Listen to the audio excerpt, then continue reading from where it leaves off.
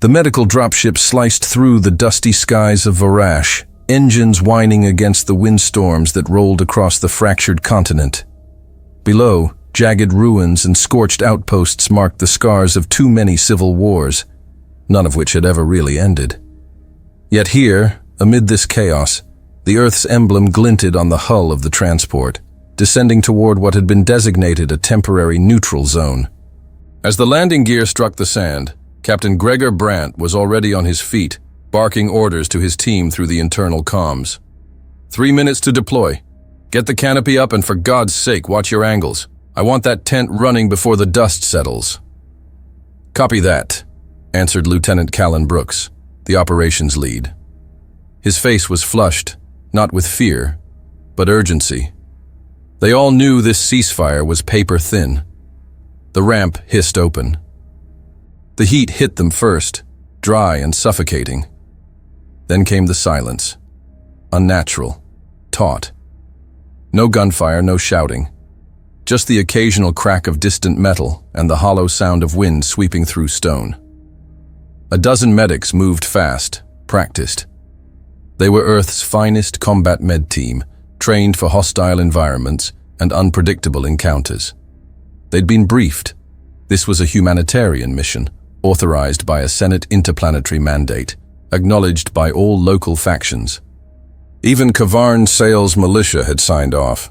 Still, no one left their sidearm more than a meter away. Brandt stepped out last. His boots hit the ground with a crunch.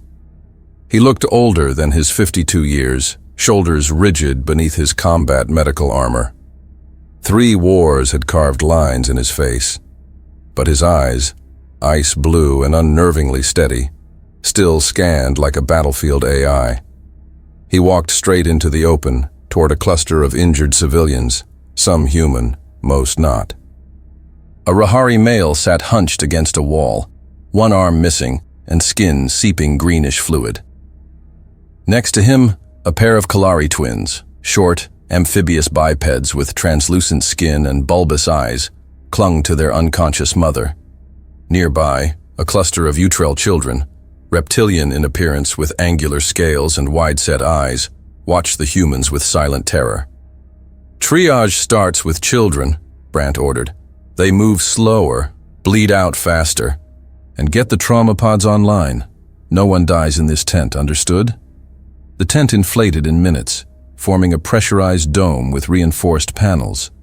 Inside, generators hummed to life, activating scanners, diagnostic beds, and the precious few auto-suture drones they had left. Brandt knelt beside an Utrell child, barely 7 by the species standards. Her leg was shattered, jagged bone visible beneath the scaled surface. She didn't cry. She just stared at him, her hands trembling in her lap. "It's all right," he said softly. "We've got you. Just breathe." The moment of stillness shattered like glass. The ground trembled. Not an explosion. Footfalls. Heavy. Deliberate. Brandt stood instantly, reaching for his sidearm as Brooks called out from the edge of the perimeter. "Contact. Northwest Ridge. Armed hostiles." From the smoke came a formation of Kavarn Sael's soldiers, tall, angular humanoids with bone-plated armor fused to their skin.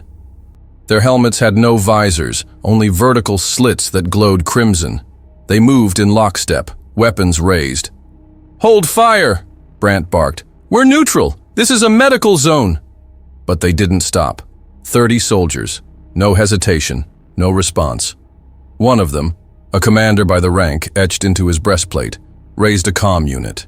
His voice crackled across open frequencies. "Witness the fate of those who conspire with weakness." They surrounded the tent. Brooks drew his rifle. "Captain, orders?" Brandt didn't answer. He stepped forward. His voice boomed, calm but commanding. "You're violating interplanetary law. We're here under Senate clearance. You will stand down or—" The commander shot him in the leg. Brandt fell. The soldiers didn't flinch. Screams erupted inside the tent. The medics shielded their patients, trying to shove equipment over the children, forming makeshift barriers. Brandt pushed himself up on one elbow, gritting his teeth. The Utrell child was crawling toward him, panicked, bleeding worse now. She'd been hit by shrapnel when the shot struck him. One of the soldiers took a step forward, leveling his rifle. Brandt didn't hesitate. He surged up, unarmed, wounded, throwing himself in the way. A second later, he was on his feet again, staggering, not retreating. One of the soldiers raised his plasma rifle. Brandt moved without thinking. He lunged forward, arms out, throwing himself between the weapon and the child. The shot hit him square in the chest. The force threw him backward, blood spraying in a mist against the sunlight. His body landed over the child, shielding her with his weight. The cameras mounted on the soldier's armor caught everything. The execution, the stillness, the blood in the sand. One of them turned the feed public, broadcasting across open networks, spinning it as dominance. In the tent, chaos erupted. Medic Hannah Bellamy screamed for help, her voice breaking as she dragged the wounded away from the opening. Brooks fired a shot in the air, not at the soldiers, but toward a flare beacon, the signal for emergency evac. "Get them out! Get everyone out now!" Rounds tore through the walls of the tent. A fire started near the entry panel. Oxygen tanks hissed as flames crawled toward them. Corpsman Axel Deng grabbed two of the Kalari twins, sprinting through the back of the tent as the protective membrane began to collapse. Brandt's body remained in the dirt. His blood darkened the sand beneath him. The evac shuttle screamed overhead, deploying a shield barrier just long enough to extract the medics and the surviving wounded. Brooks was the last to climb in, diving through the rear ramp as shots rang off the hull. The ramp slammed shut. The shuttle rose into the sky. Below, Vorash burned quietly. The recording looped across interplanetary news cycles. It was dissected by commentators, replayed by influencers, filtered, cropped, translated, but the core never changed. A human captain, a ceasefire, an alien child, and a bullet that shattered everything. In the Senate Interplanetary Assembly, the response was tepid. A monotone statement issued by Councillor Vrameth of the Osfex. "We lament the death of Captain Gregor Brandt and urge all parties to uphold neutrality in medical operations. No sanctions, no demands, no consequences. But on Earth, silence turned to fury. Not because a soldier died, not just because he was executed, because Gregor Brandt had become something more than a name. He had become a symbol, and now the world was watching." Rain fell like shards over the burial field, slicing through the wind with a precision that echoed the man they were burying. Captain Gregor Brandt's casket moved in silence through a corridor of soldiers. Rows upon rows of uniforms stood at full attention across the sloped plaza of the Earth Defense Memorial in Geneva. No music played, no speeches yet, just boots on polished stone and the distant thunder rolling off the Alps. Justin Brandt stood in full-dress uniform, his posture iron straight, eyes fixed on the flag-draped coffin moving toward the pyre. His mother, Mira, stood beside him, clutching a small metallic pendant, Gregor's unit insignia, like it was the last thread connecting her to her husband. Justin didn't blink. His jaw clenched every few seconds, the only sign of strain. General Henrik Vollen, commander of Earth's unified forces, stepped forward. His voice was steady, his words brief. "Captain Gregor Brandt died doing what no law, no alliance, and no Senate has the courage to do: protect life. His name will be remembered. His sacrifice will not be forgotten." The pyre ignited. Flames rose with slow, deliberate hunger. Smoke twisted into the gray sky. No tears from Justin, but his fists were clenched so tight his knuckles were bloodless. Later, inside the Council of Defense chamber, the atmosphere was steel and fire.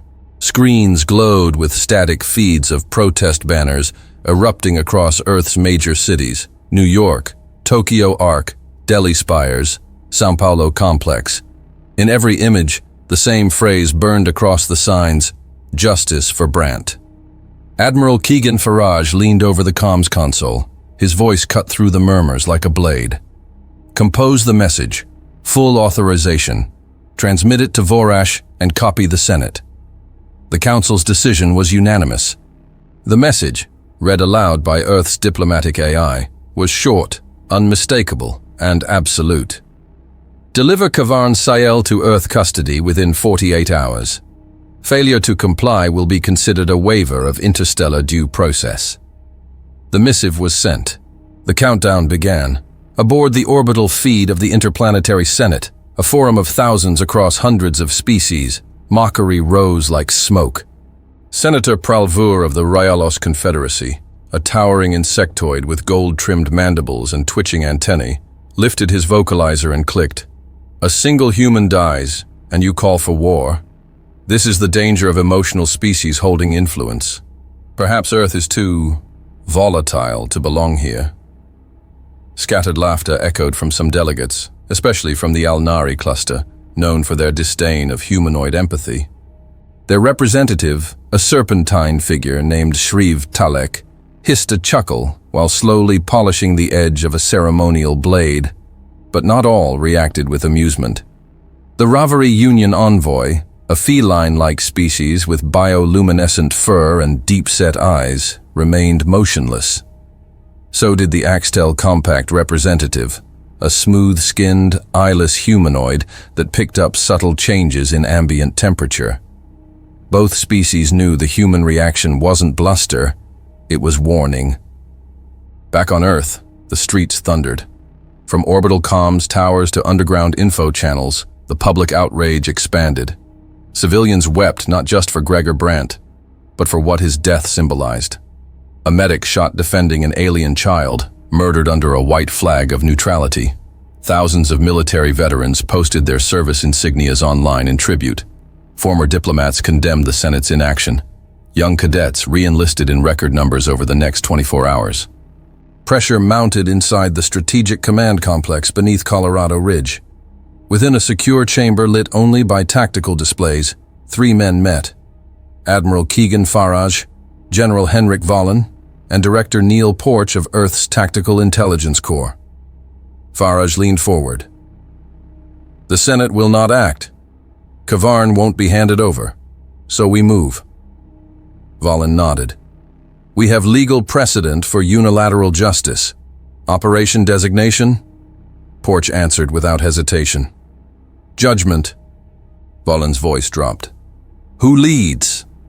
No one spoke, until Faraj said, Justin Brandt. A heavy pause filled the room. Not doubt, just the weight of inevitability. He's not ready, Vollen said quietly. He's the only one who can carry that name into fire, Faraj replied. The door slid open with a soft hiss. Justin stepped into the chamber. His uniform was already Black Ops grade, no rank displayed. Just the Earth emblem burned into the left shoulder, silver against matte black. Porch approached him first, offering a small data pad. Mission profile. Authorization complete. Your call sign is Commander for this operation. You answer to no one until extraction. Justin didn't take the data pad right away. Why me? He asked. Faraj answered from the far end of the room, his tone low. Because you know what he stood for, and because this isn't vengeance. It's balance. Justin finally took the pad, glanced at the orders, scrolled past the classified specs, stopped on the target profile. Kavarn Sayel, war criminal, slaver, murderer. Now, the most wanted being in the galaxy. Justin's voice was razor sharp. I'll bring him back, alive. Porch tilted his head. That wasn't in the orders. Justin stared at him. It is now. Porch smirked. Then, God help him. Back on the surface, beneath the red-gold light of Earth's fading sunset, Mira Brandt stood on the edge of the launch pad.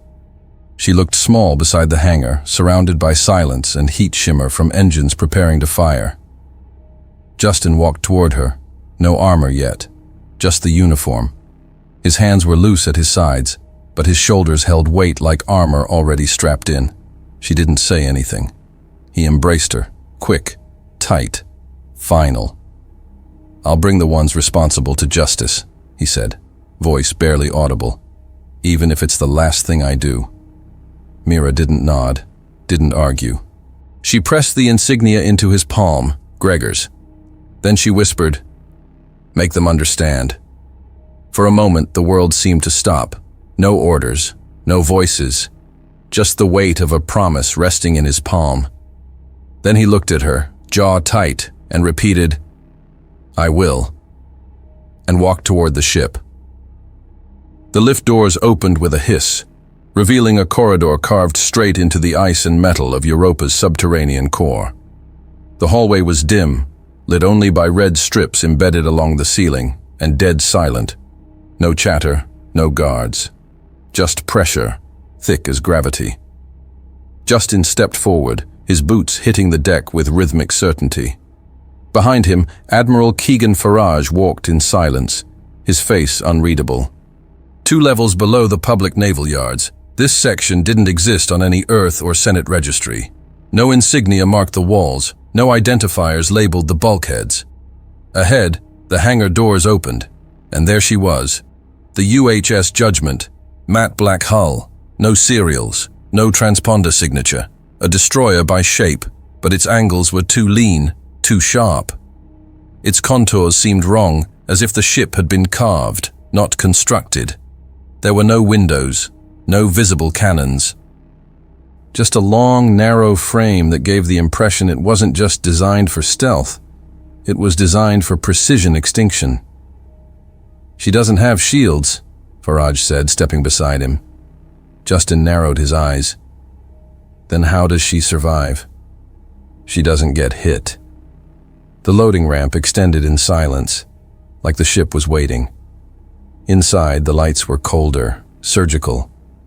The air smelled of metal and polymer, fresh, clean, untouched. There were no nameplates, no navigation maps. Just sealed compartments and silent corridors, like the ship itself didn't trust anyone. A squad stood at attention near the central console. 6 men, fully armored, weapons sealed but hands loose, eyes focused. They didn't salute. They just nodded. Captain Bashir Hawk Rennick, the mission second, stepped forward, grizzled, clean-shaven and heavy-set, with a voice like cracked stone. "We're ready, Commander." Justin looked over each of them.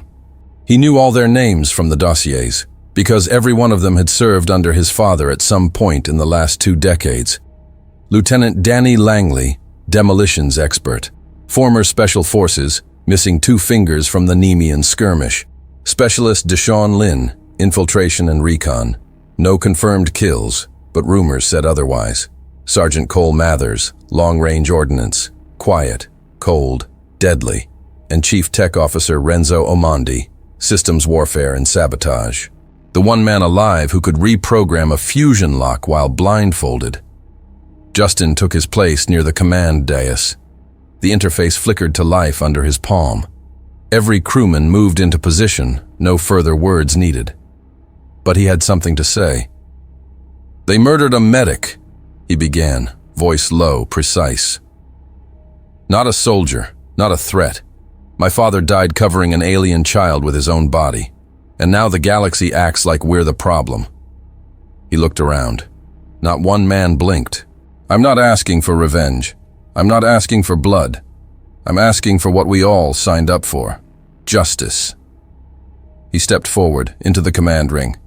"This mission has no support, no recognition. If we fail, Earth disavows us. If we succeed, no one will thank us. But the man we're after believes no one will come."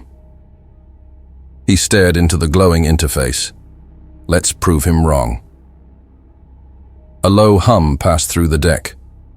Lights dimmed, and the internal AI, genderless and quiet, spoke through the main channel. "Engage FTL window?" Justin responded without looking up. "Engage." The judgment vanished. The command center remained cold and clean. The jump had ended in complete silence. No flare. No sensor flash. On Varash's planetary defense systems, nothing registered. The stars didn't blink. The void didn't ripple. But the judgment was there, hovering just outside atmospheric range. No signal. No trace.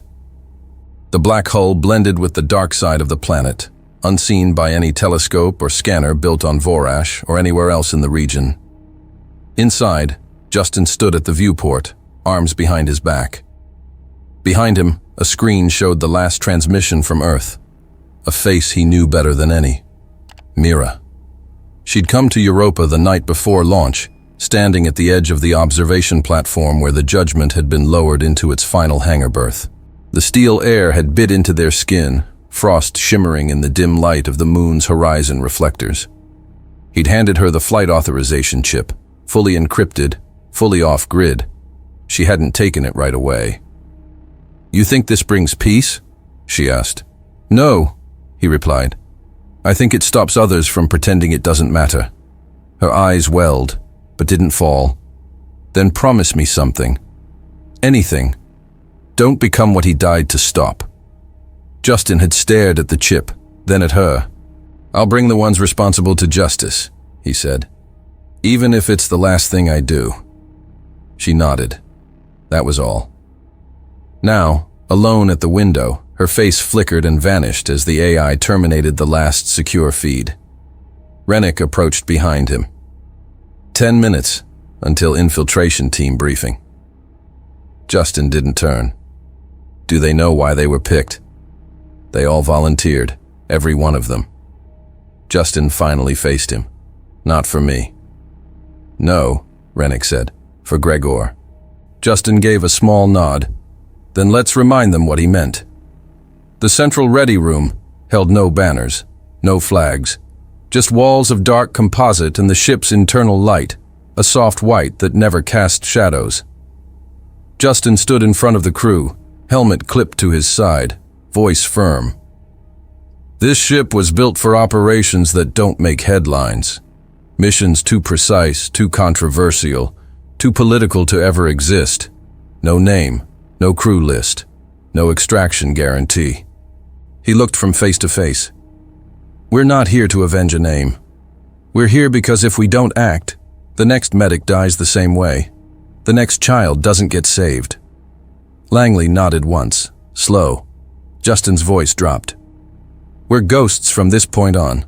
No calls for surrender, no broadcasting our arrival, no second chances. Once we hit atmosphere, every move we make has one goal: sail. We don't burn villages. We don't leave bodies in streets. We don't kill anyone who isn't in our way." Amondi smirked faintly. "So, mercy with a scalpel." Justin didn't smile. "Mercy doesn't mean forgiveness. It means limits." He paused, then said it, clear and final. "He died saving their children. Now we collect the debt." Silence. But it wasn't empty. It was heavy, focused. The Judgment adjusted orbit. Below them, Vorash slept. For now. Vorash 12's eastern defense grid blinked once, then collapsed entirely. Inside the fortified planetary command bunker beneath the mountain city of Jarenthal, alarms began to cascade in error tones. One by one, targeting uplinks to the orbital defense satellites dropped offline. Proximity scanners flashed with corrupted data. Atmospheric relays defaulted to emergency protocols. Within seconds, the system logs read as if nothing were in orbit at all. But something was there. The Judgment hovered in silence above the stratosphere, its black hull invisible to all conventional sensors. No ion wake, no thermal bleed. To the planet below, the sky remained still, but within military channels, panic ignited like wildfire. Section Theta is offline. Sensor blind across all quadrants. Confirmed. Orbital ghost signature. Sir, we can't lock anything. General Krav Makel slammed his fist against the console. His four-fingered fist cracked the reinforced alloy. A male of the Raskari species, tall, broad, armored, and jagged exoskeletal plating, Makel ruled the planetary militia with brutal control. And now, he was blind. "What ship?" he demanded. "Who dares cloak in our airspace?" His adjutant, a thin Gascari named Veril, hairless, skin mottled red and black, with multiple pupils along each temple, shook his head, sweat forming along his jawline. No identification, no registry match, no heat profile, nothing. And then the message came. Every transmission relay on Vorash lit up at once. Civilian, military, underground. Didn't matter. Every screen, every hollow, every surface capable of receiving signal shifted to black. A moment later, words appeared. Not in image, not in voice. Just text. Deliver Kavarn Sael in 1 hour. Or there will be nothing left, no throne, no regime, no memory of your name. Then silence again. Makal stared at the blank screen. Is this some local militia trick? No, Varol answered quietly. They're human. Across the city, the message repeated. On every rooftop billboard, every broadcast station, every subterranean smuggler feed. And for the first time in years, the fighting stopped. Tanks powered down mid-standoff. Snipers pulled back from ruined towers. Even the slave pits paused their auctions. Atop the city's central citadel, Kavarn Sael himself stood watching the skyline, flanked by his personal guard. 8 armored Jakari enforcers, 8 feet tall and bred for war, their faces hidden behind flat metal masks. He exhaled slowly, eyes narrow. They're bluffing. But no one believed him. Back underground, General Makal tried to coordinate a response. Get the artillery grid back online. If they cloak, we sweep the upper atmosphere with flak. It won't matter, Varol muttered. Makal turned on him. Then get every company ready for orbital deployment. We'll flush them when they land. Varol didn't move. They won't land, he said. They don't need to. Makal stared at him. I saw what they did on Meldinar 4, Varol added, his voice quiet, hollow. They erased an insurgent fleet without engaging. No warning, just gone. On the outskirts of the city, civilians crowded into old tunnels, cellars, and underground transport hubs. Mothers clutched children, vendors abandoned stalls.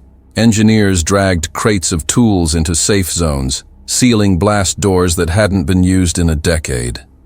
An old alien named Hrovek, a Tharn-skinned Sulari, sat near the edge of a broken fountain with 3 children huddled around him. He remembered the human medic, the one who had wrapped a trauma pack around his niece's arm, even while bullets flew overhead. Is it them? One child asked. Hrovek nodded once. Should we be afraid? Another whispered.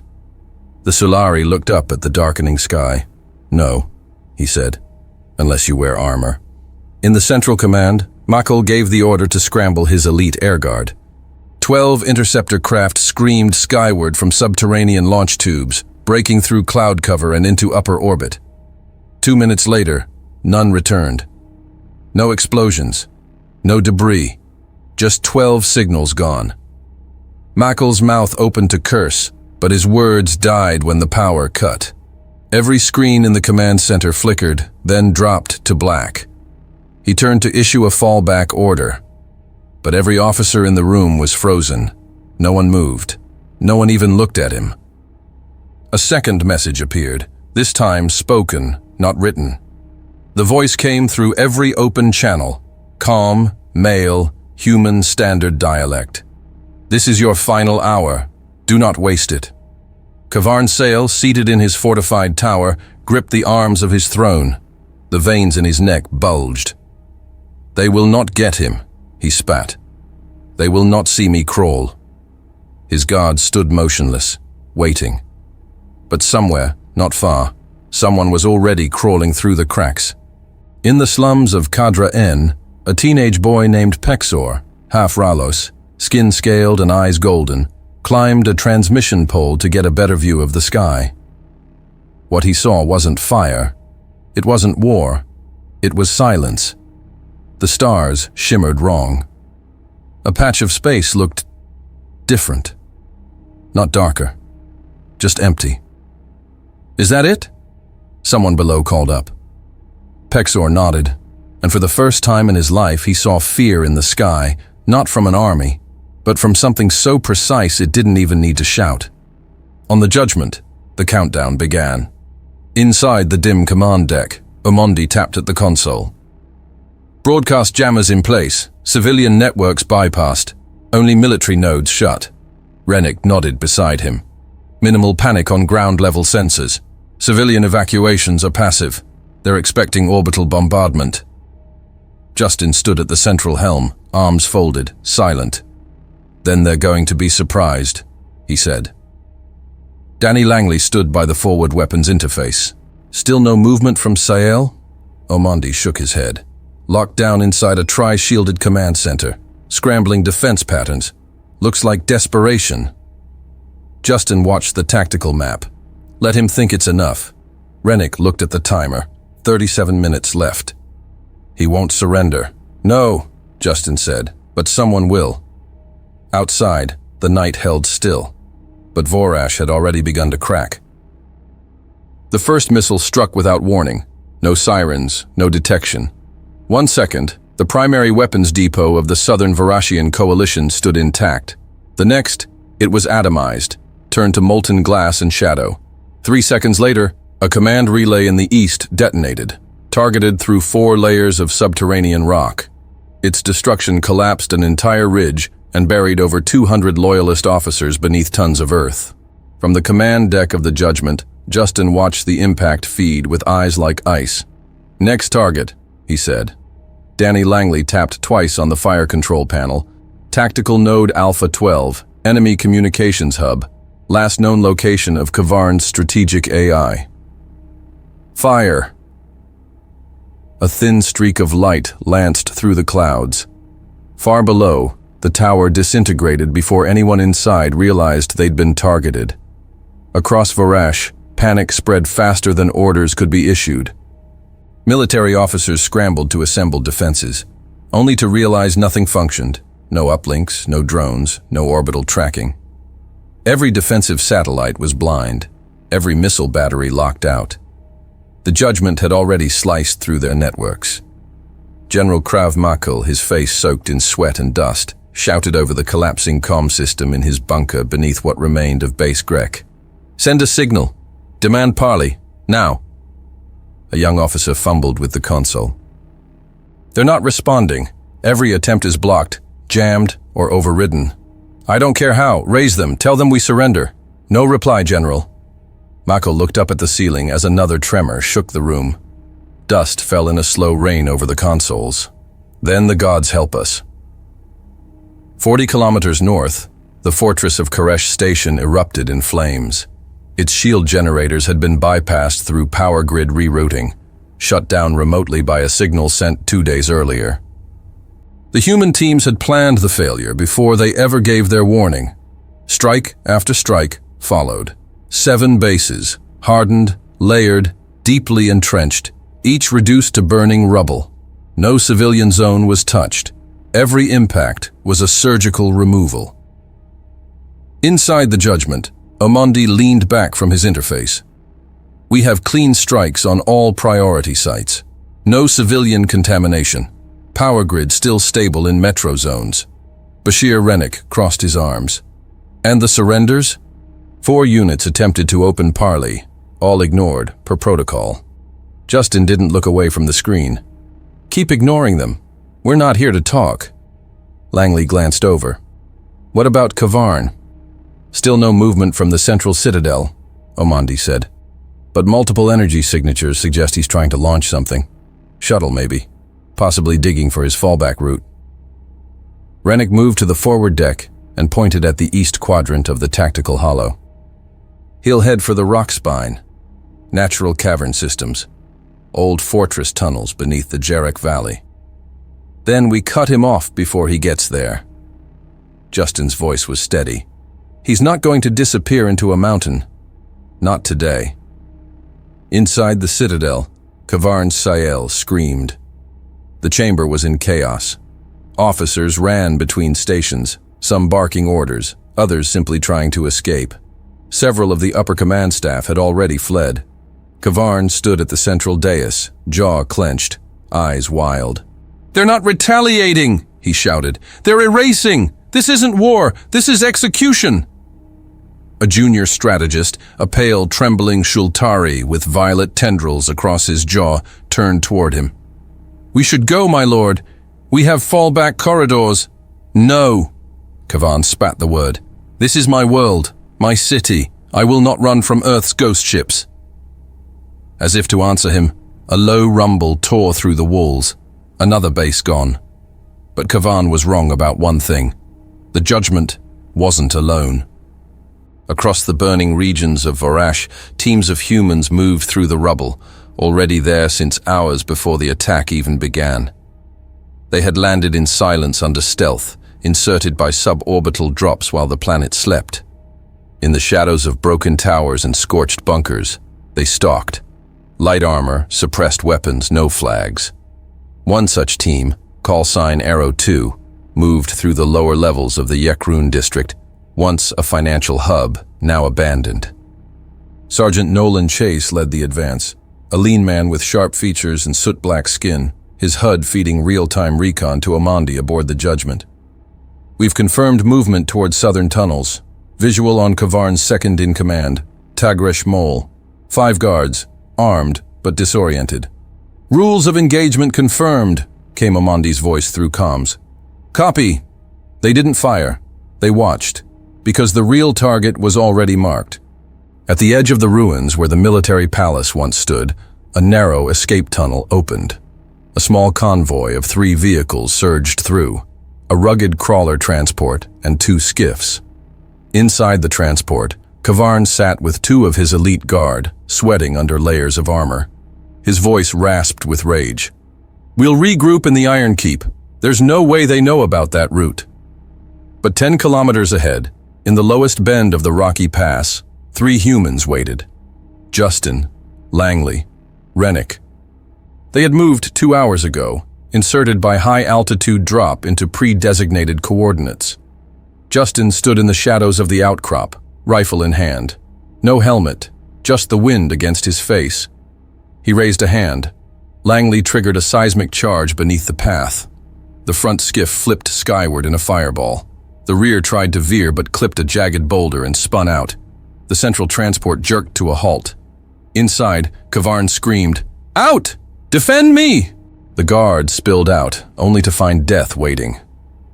Rennick took the first shot, clean, low, behind the armor joint. The Jakari dropped instantly. Langley cut left, taking out the second with a burst to the gut and neck. The third guard lunged for cover. Justin stepped forward and fired once. Kavarn fell back into the transport, scrambling for a weapon, but Justin was already there. He opened the door. Kavarn flinched, hand halfway to a sidearm. Justin leveled his rifle. Kavarn froze. His armor was stained with dust and sweat, his crown gone, his expression no longer that of a warlord, but of a man who finally understood he was hunted. He opened his mouth. Justin raised the rifle higher and waited. Kavarn slowly lowered his hands. Behind him, the sky burned. Vorash had fallen. The chains clicked shut. Inside the containment bay of the Judgment, Kavarn Sael sat restrained to a vertical brace, wrists magnetically bound behind him, ankles locked to the floor. Sweat streaked the grime on his face. Blood still dripped slowly from a gash above his right eye. An injury sustained not from combat, but from the crash during his capture. His once pristine warlord armor had been stripped. Only the undersuit remained, burned, torn, useless now. Justin Brandt stood in front of him, silent. The walls of the containment chamber were sterile, gray, unadorned. The only sound was the low hum of the ship's engines and the occasional mechanical hiss of environmental regulation systems adjusting oxygen flow. No guards stood inside. Justin didn't need them. He stared at Kavarn for a long time, not blinking, not speaking. Kavarn shifted under the weight of the silence, but his mouth curled into a smirk. "Well," he said, voice hoarse, "if it isn't the son of the martyr. Come to ask for answers?" Justin didn't respond. Kavarn tilted his head, watching him. The bruises on his neck darkened as he breathed, his jaw clenching once before he spoke again. "You look like him. Same eyes, same stubborn silence." Finally, Justin's voice came, low, steady, cold. "Why did you kill him?" Kavarn blinked once, then laughed, short, dry, bitter. "You really don't know?" Justin's jaw tightened, but he didn't move. Kavarn leaned forward slightly, testing the limits of his restraints. They held. Gregor Brandt wasn't dangerous because he had a gun or a flag, Kvarn said. He was dangerous because he brought hope to the sick, to the weak, to the broken. You think that's noble. I saw it for what it was. Destabilization. He bared his teeth in something close to a grin. Your father didn't lead armies, but his presence in my cities gave the undesirables ideas. That they mattered, that they could resist, that their pain was seen. His compassion was poison to control. He shrugged. So I removed the poison. Justin didn't move. His hands were at his sides, one closed into a fist. For a few long seconds, neither of them said a word. Then Justin stepped forward, reached to his side, and drew his sidearm. The sound of the slide locking back was sharp and final. He stepped in close, closer than protocol allowed, and pressed the muzzle of the pistol against the side of Kvarn's neck. Not the temple, the neck, where the blood would surge fastest. Kvarn's breath hitched. Justin's voice dropped even lower. If you want, he said, I can still relieve that weight, the weight of your head on your shoulders. Kvarn's bravado faltered. The grin vanished. Justin's finger rested on the trigger for 1 second, 2, then 3. He didn't pull it. Instead, he exhaled, slow and deep, then holstered the weapon. That man you executed, he wouldn't want his son to become a cold-blooded killer. He leaned in just enough that Kvarn could see every line in his face, every shadow of rage behind his eyes. You're lucky, because your fate won't be decided by me. He stepped back and left the cell. Minutes later, the Judgment's transport bay opened. A low-frequency signal broadcast across Varashian territory activated dormant comm satellites and forced connection to every screen across the region. The world watched as Kvarn's sail was marched in chains across a launch pad. Justin led the column. No grand statement, no victory lap. The atmosphere shimmered with heat from the rising transport, and above them, civilians stared from rooftops and windows, saying nothing. No one celebrated. There were no cheers, just silence, like a storm had passed, and everyone was still measuring what remained. As the transport ascended through the cloud cover, its hull illuminated by the reflection of burning ridgelines far below, dozens of planetary relay stations attempted to interrupt the stream. Some failed. Some succeeded.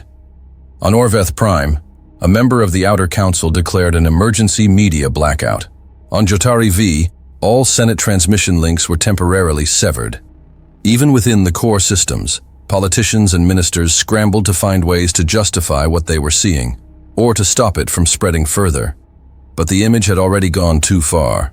Kvarn Sael, warlord of Varash in chains, led by a silent human, and no one stopped him. Back aboard the Judgment, the crew gathered in the command chamber, still suited, still armed. The mission had ended, but the tension hadn't. Langley leaned against the wall, arms crossed, helmet at his side. Sergeant Nolan Chase stood beside the observation panel, staring out into the stars. Omandi monitored transmission logs but wasn't typing. It was Bashir Rennick who broke the silence. He turned to Justin and said quietly, "Your father would have understood, but he wouldn't have wanted you to lose your soul doing it." Justin looked at him. The comment didn't sting. It landed.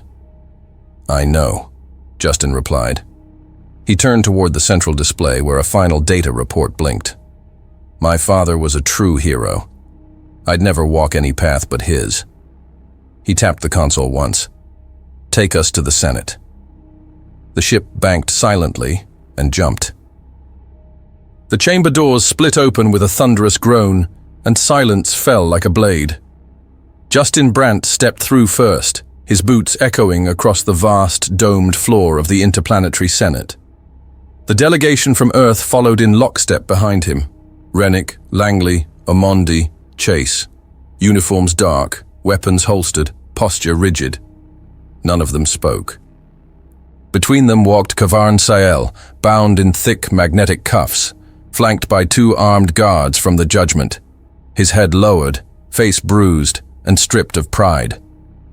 The great hall, circular and tiered with hundreds of luminous alcoves, held representatives of over 200 species, each seated behind biometric sigils, voice amplifiers, and neural feeds. Normally, the Senate thrived on noise, debates, accusations, declarations. But now, it was breathless. Every eye tracked the humans as they crossed the central bridge toward the tribunal core. Arayalos' guard captain near the upper ring tightened his grip on his pulse rifle. His dark, chitinous hands trembled slightly. Along the lower tier, two Alvear diplomats, thin, opaline-skinned bipeds with split jaws, muttered rapidly to one another, casting wary glances toward the incoming party. An aide from the Droskari Union, a pale, fish-eyed assistant named Vern Tech, turned and walked briskly out of the chamber, datapad clutched in shaking hands. No one tried to stop him. At the center of the chamber, Chancellor Thivak of the Halar Dominion rose from his elevated platform, his ceremonial robes dimming slightly in the overhead light. Thivak, a broad-shouldered reptilian elder with mottled silver scales and 6 small sensory horns across his brow, cleared his throat. His voice reverberated through the amplification grid. "Commander Brandt," he said slowly. "Earth was not scheduled to speak today." Justin said nothing. He stopped before the central projection node, pulled a data cube from his belt pouch, and placed it on the pedestal. The node pulsed blue. Data unpacked instantly, and the Senate watched. The first feed showed Kavarn's execution of Gregor Brandt in brutal clarity, filmed from multiple soldier-mounted visors. The footage was unedited, raw. The audio caught every scream, every breath. Brandt shielding the Utrell child with his own body. The blood on the sand. The silence that followed. A low murmur rippled through the Senate. The second feed displayed ground-level combat logs, real-time scans of the Judgment's orbital precision strikes. Base after base erased with clinical accuracy. No civilian deaths, no collateral damage. The room grew colder. Then came the third file, financial records, transaction logs. Senate authorizations rerouted through blind accounts.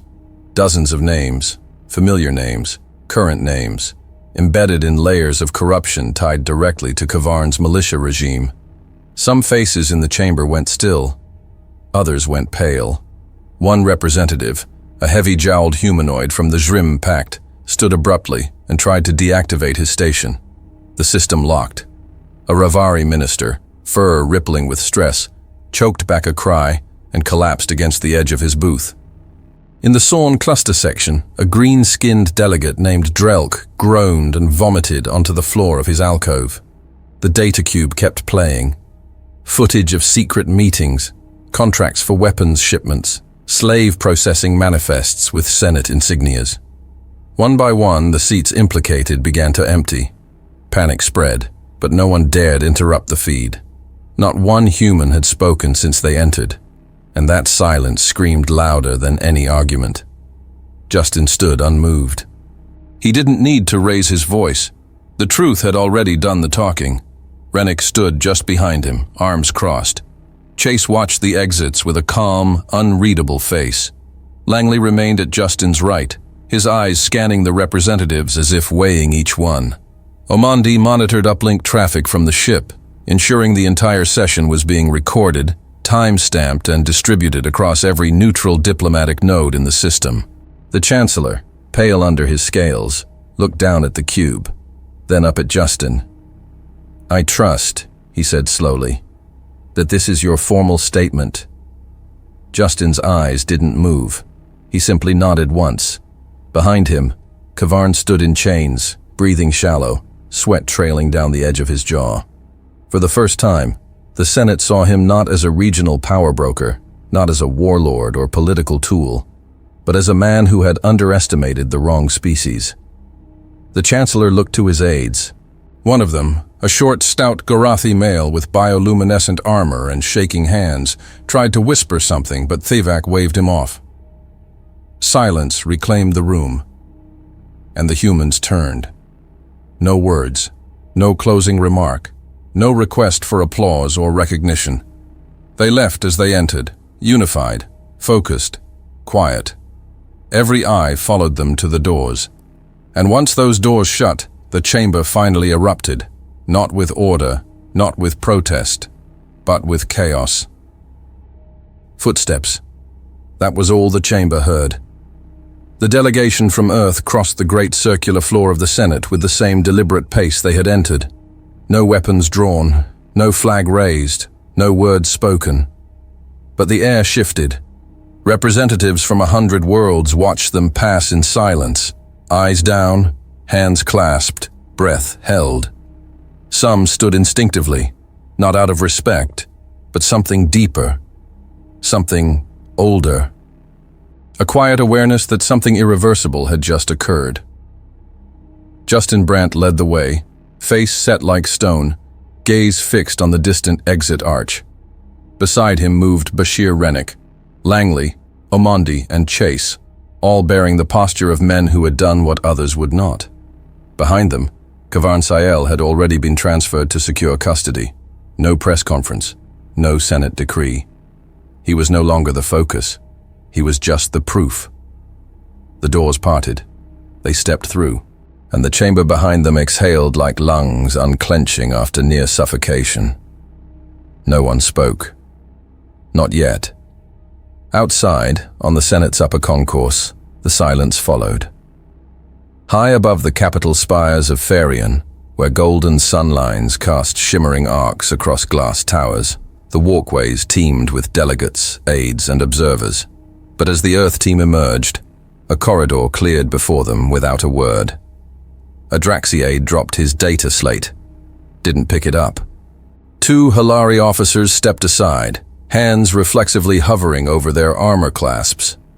Even the sentries posted at the arch, 6 Surnok elites in full ceremonial plating, stood still as statues, helmets tilted forward slightly, as if bowing without order. The humans didn't pause, and the silence deepened. Across the Senate's interstellar media grid, thousands of streams lit up with reaction feeds. Commentators, scholars, military analysts, but none could quite speak with certainty. Until one voice cut through.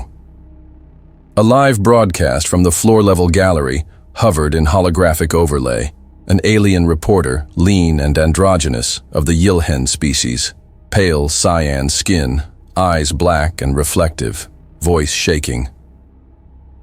"They didn't speak," she whispered into her mic. "They didn't raise a weapon. They didn't deliver a demand. And yet, everyone understood." Her eyes shimmered. What Earth brought today wasn't retaliation. It was precision, message, memory. She paused, swallowed, and fear. The feed cut. Inside the judgment, silence remained sovereign. The delegation returned to the ship with no ceremony, no celebration. The docking clamps released. No clearance was requested. None was needed. The vessel slid from orbit like a shadow dissolving into void. In the command chamber, Justin stood alone near the forward viewport. The stars drifted slowly past, endless and uncaring. He didn't speak. His hands were loose at his sides. His jaw locked, but his eyes were calm, not empty, but resolved. He watched the horizon, not because it offered comfort, but because it was forward, because it did not wait. Behind him, Omondi stood at a secondary console, running silent diagnostics. No one interrupted. Langley and Chase sat in quiet discussion near the rear bulkhead, speaking low, voices more subdued than at any point in the mission. Rennick approached slowly, stopping a few feet from Justin. "You did what had to be done," he said. Justin didn't answer. Rennick added, "Not everyone could have carried that weight." Justin's reply came like gravel turning underfoot. "It's not about carrying it." He turned to face him. "It's about making sure no one else has to." They stood there, unspoken grief between them. Then Justin returned his gaze to the stars. Back in the lower levels of the Senate complex, deep within the administrative halls where policy was built and maps redrawn, something subtle occurred. Two aides, one Svaran, one human, stood before the great galactic political chart, a projection system that rotated real-time spheres of influence, diplomatic weight, and interstellar status based on Senate analytics and internal metrics. Normally, changes were subject to vote. Not this time. One of the aides tapped a panel. The Earth emblem, once relegated to the outer diplomatic ring, a token member, shifted. It slid inward, past older species, past legacy empires, and stopped near the center. No announcement, no documentation, just quiet rearrangement, and everyone noticed. Across the galaxy, in private embassies and war rooms, the aftermath spiraled. The Drehan Confederacy issued a full review of human diplomatic agreements within an hour. The Marek Syndicate placed a hold on their anti-human propaganda channel feeds. The cold conclave of Voltaris suspended their motion to strip Earth of their weapons oversight veto. On Istraval Prime, Grand Strategist Ren Taylor of the Alankar Empire watched the footage on loop, eyes narrowing. His assistant whispered, "Should we begin contingency planning?" Taylor didn't blink. Begin a treaty draft. In the cities of Earth, there were no parades, no fireworks, just quiet acknowledgement. Streets paused for a moment longer than usual. Broadcasts ended a few seconds later than scheduled. Families sat at dinner tables in silence, absorbing the truth of what had been done in their name. At the Unified Command Memorial in Geneva, a single wreath appeared at the base of Gregor Brandt's monument. No one claimed to have placed it, but everyone knew. On the judgment, lights dimmed to sleep cycle. Most of the crew had retired. Justin remained at the viewport, still watching. He wasn't at peace. He wasn't healed. But he was steady. The silence behind him was no longer unbearable. It was earned. And when he finally turned away from the stars, it was not to forget, but to remember forward. The galaxy would not ask again whether Earth belonged. They had their answer. And now, they would measure every word. Hey, you're still here. That's awesome. Hope you had a great time with the story. Remember to hit the like and subscribe buttons. It really makes a huge difference to the channel. And hey, I've got something else for you. I've chosen another story that I think you'll really enjoy. Just click the card right here, or hit this one to jump into the full playlist. See you in the next one.